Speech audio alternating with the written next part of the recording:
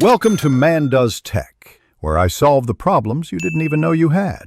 In this video, I will explain how to start your Nissan Rogue with its physical key. First, locate the small release button on your key fob and slide out the hidden metal key. Next, insert this key into the keyhole on the driver's side door handle. Turn the key clockwise to unlock the door, then open it and get inside your vehicle. This method is crucial if your key fob battery is dead. Once inside, make sure you are comfortably seated in the driver's seat with the door closed. Now, firmly press and hold down the brake pedal with your foot. This is a critical safety step before attempting to start the engine. With the brake engaged, take your key fob and place it directly against the engine start/stop button on the dashboard. This allows the car to recognize the key's signal.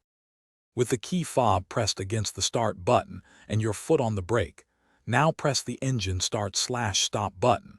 You might need to hold it for a few seconds until the engine fully cranks and turns over. Listen for the engine to ignite and run smoothly. Once the vehicle is running, release the button and check your dashboard for any warning lights, ensuring everything appears normal before driving.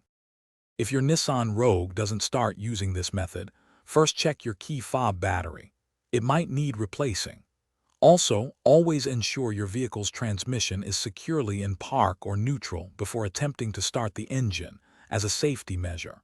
For more great deals and to bring your space to life with the Echo Dot smart speaker, be sure to check the link in the description below, along with other helpful resources.